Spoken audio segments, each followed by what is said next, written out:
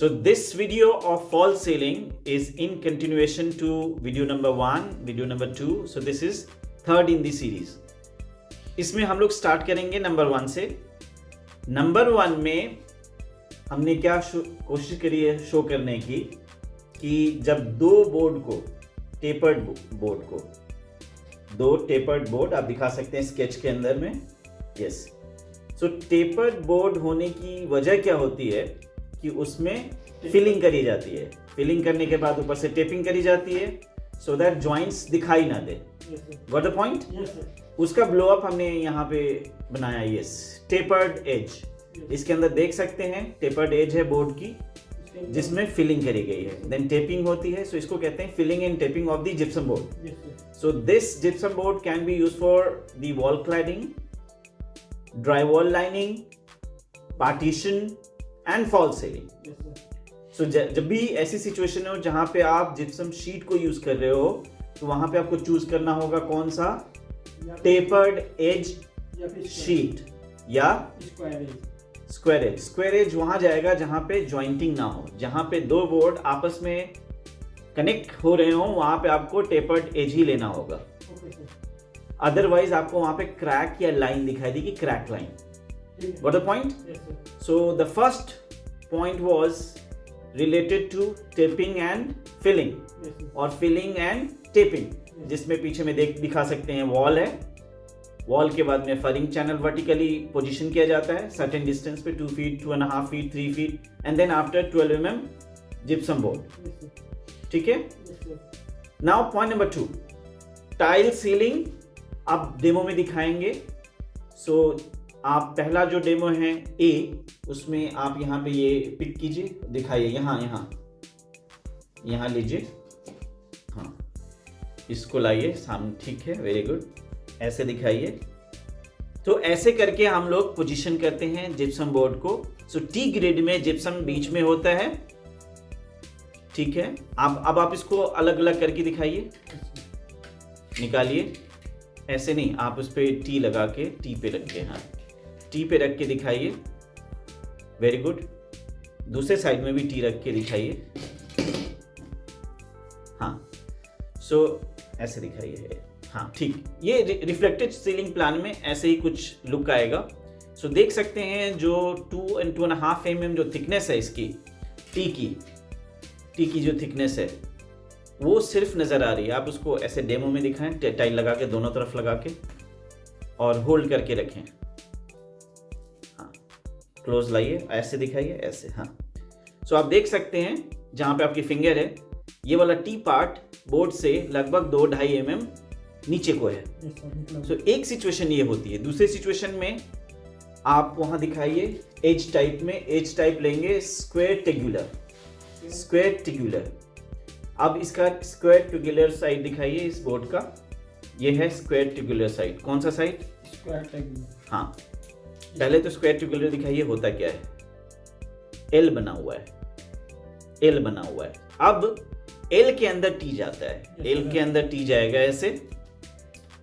इसके अंदर क्या होता है कि हाँ थोड़ा ऐसे करके दिखाइए. हाँ, टाइल थोड़ा बाहर को आ रहा है और टी अंदर को चला गया.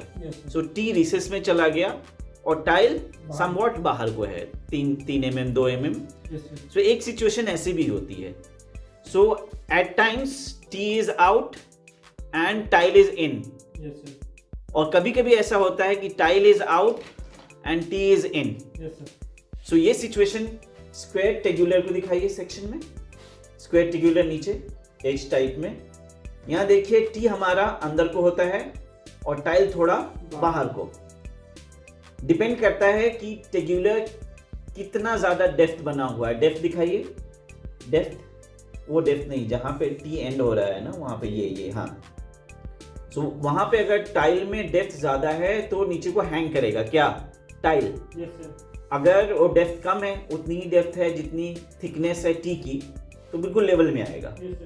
सो टी को एट टाइम्स हम लेवल में दिखा सकते हैं with the ceiling tile. At times ये बाहर को होता है और एट टाइम्स ये अंदर को होता है. अंदर को कहाँ होता है? एंगल टेग्युलर में दिखाइए. एंगल टेग्युलर में. यस, देख रहे हैं यहाँ पे टी ऊपर को है, टाइल नीचे को है. सो ये सिचुएशंस क्यों क्रिएट करते हैं? अगर आप टी को ऊपर करोगे तो वहां पे शैडो ग्रुप जैसी एक फील आएगी, इसकी लुक और एनहांस हो जाती है। जो फर्स्ट वन है स्क्वायर एज, इसमें टी नीचे को होता है, इसका लुक उतना प्यारा नहीं लगेगा, that will be not that aesthetically beautiful as the angle tegular edge. So this is very important to note, because as a designer, if you don't know what feel you are going to give to the space, it means you are a contractor. You don't know what result you are going to achieve. You are just simply making it. So ये सारी जो details हैं edge types की, it is because you need to understand minutely. If I'm going to choose square edge, what will be the result? If I'm going to take the square triangular edge, then what would be the result? So हमारा design result oriented होना चाहिए. Got the point? Yes, sir. Okay. अब उसमें मैंने B बनाया है tile ceiling demo में. B को हमने V ग्रुप में यहाँ 7 नंबर पे दिखाई है. 7 नंबर पे ये हमने कल भी डिस्कस करा था. Yes, sir. So इसमें V ग्रुप, C ग्रुप ये दोनों आते हैं, right? Yes, sir. Last video में हमने ये सारी चीजें डिस्कस करी हैं. अब ये चीज दिखाने के लिए कि हमारा T कैसा दिखता है, T को आप फॉर्म कीजिए चारों तरफ से, तीन तरफ से लगाकर. वो नहीं जाएगा, वो अलग है.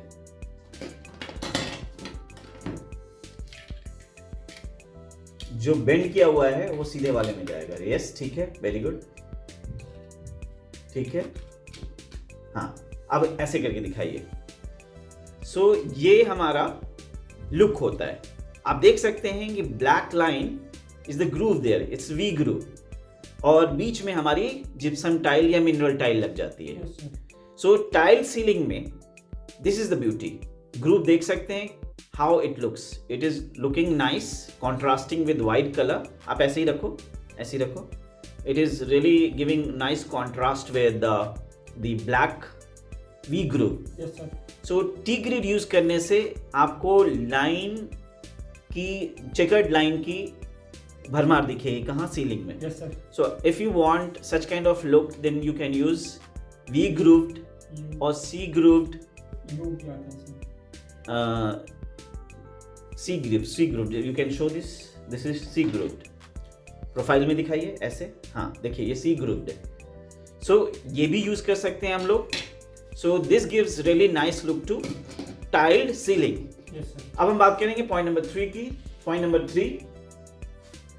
3 क्या है, किस बारे में? Edge trim demo. आप डेमो दीजिए. एज ट्रिम पिक कीजिए, एज ट्रिम और टाइल. यस, आप वॉल मान लीजिए, बोर्ड को फिक्स करके दिखाइए कि एज ट्रिम कैसे यूज होता है. ये एल एज ट्रिम है. यस, ऐसे. पहले हम क्या करेंगे, आप पहले रिमूव कीजिए इसको. हाँ, पहले हम इस एल को फिक्स करेंगे वॉल के अंदर स्क्रू से, एंड देन क्या प्लेस करेंगे, इसको यूं प्लेस करेंगे. और टाइल के इस साइड को क्या होगा, टी भी लगा के दिखाइए. ये नॉर्मल वाला टी लेके जाइए. हाँ, ठीक, वेरी गुड. और यहां से यूं.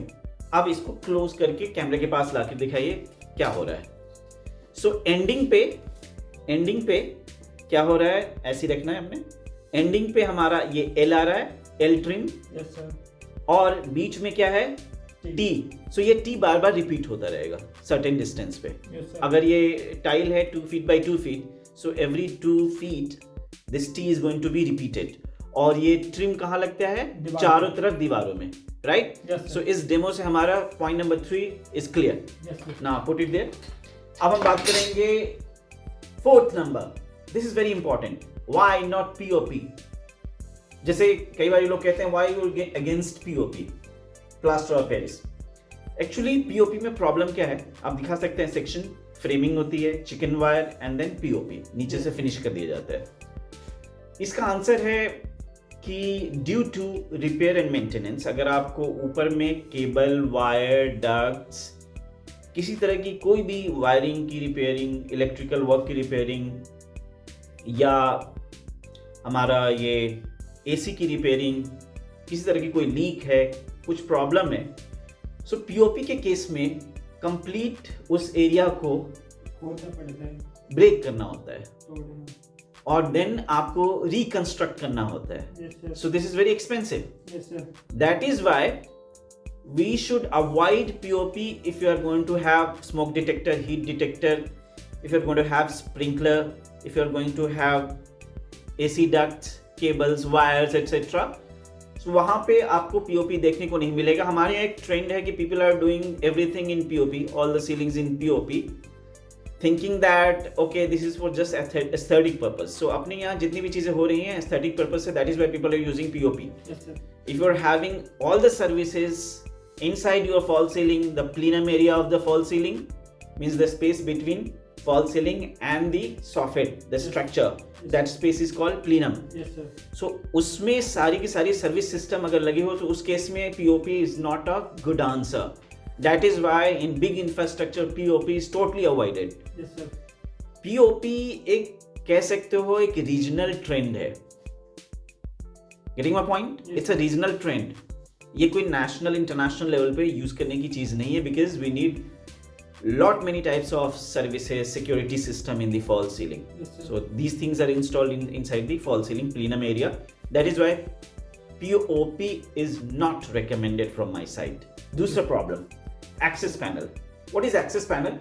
देख सकते हैं सीलिंग में एक प्लेन सीलिंग है, उसके अंदर में एक फ्रेम लगा हुआ और एक लिड है. इसको आप ओपन करते हो, कीज होते हैं, आप लॉक कर सकते हैं, इसको ओपन कर सकते हो, एंड देन इसके थ्रू आप ऊपर जाकर किसी तरह की डिफेक्ट्स को देख सकते हो.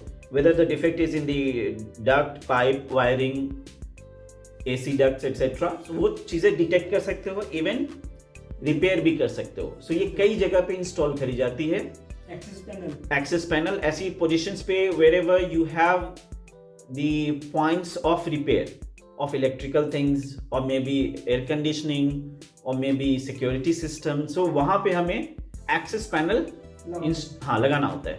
अब यही access panel POP में लगाने के लिए you'll have to make a big cut. Yes sir. जहाँ कट लगते हैं उसके चारों तरफ फ्रेमिंग होनी चाहिए, स्ट्रॉन्ग होना चाहिए fall ceiling. Yes sir. Right? Otherwise finish and even there could be damage to the other part of the fall ceiling due to big cut there. So POP में if you are going to do lot many cuts, so it's a problem. POP generally बहुत ही informal तरीके से किया जाता है, बिना कई बारी वुडन में और ये कभी कभी एल्यूमिनियम के फ्रेमवर्क में किया जाता है, और उसमें भी distancing of the support frame is not very equalized. So अब इक्वलाइज ना होने की वजह से कट कहाँ कर रहे हैं, उसके बीच में क्या आ रहा है, कुछ पता नहीं होता. That is why POP should be avoided in case if you're having very extensive service system inside the plenum area of your fall ceiling. Yes. Got the point? Now we'll be discussing about 11th number, because already we have discussed 7th, 8th, 9th in last class. Yes sir. So इसको हम demo में दिखाएंगे. CoV light को ज़्यादातर लोग समझ नहीं पाते, particularly students, fresher students, and even those who are not aware of what is called cove light. So let's give the demo. Pick it. हाँ, ये वाला साइड दिखाइए मुझे. यस, आप हाँ ये देख सकते हैं, नीचे कीजिए. यस, ठीक है, वेरी गुड. सो बीच वाला पार्ट वहाँ दिखाइए क्या है. हाँ, ये पार्ट, हाँ बताते जाए. बीच वाला पार्ट ठीक है. हाँ हाँ ठीक. अच्छा, साइड में एक लाइन ऊपर को जा रही है, दिखाइए. हाँ यहाँ पे इसको जानते क्या कहते हैं? इसको कहते हैं अप स्टैंड. यहाँ दिखाइए डेमो में, इधर क्लोज ला करके अप स्टैंड. ये क्यों देते हैं? ताकि हमें साइड से लाइट ना दिखाई दे. हाँ, लाइट सोर्स ना दिखाई दे. Getting my point? Light source या ल्यूमिनर ना दिखाई दे. वो जो राउंड हाँ, ये राउंड में क्या है? एक लाइट सोर्स है. ये स्ट्रिप हो सकती है, ट्यूब हो सकता है, कुछ भी हो सकता है. सो ये दिखाइए अप स्टैंड क्या है. अप स्टैंड दोनों तरफ है, दिखाइए. अप स्टैंड दिखाइए फिंगर से. हाँ, एक उधर में भी है, और इन दोनों के बीच में हमारा क्या होता है? लाइट का स्ट्रिप. ठीक है. और ये बीच में क्या है? ये व्हाइट वाला. हाँ, ये एक्चुअली सपोर्ट है, ये सीलिंग को जाता है. कौन से सीलिंग को? मेन सीलिंग को. हाँ हाँ. तो इस तरीके से हम लोग स्पेस क्रिएट करते हैं. So cove is nothing, it's all about creating space for having the luminaire so that you are not able to see the light source but you are able to see the reflected light. Got the point? Yes, Generally sir. cove light में per meter 3 watt to 6 watt लिया जाता है. Yes, sir. 1 metre में. 1 metre में कितने? 3 up to 6 watt. Even आजकल उससे ज़्यादा भी अवेलेबल है. हाँ, So up to 6 watt is more than enough. yes sir.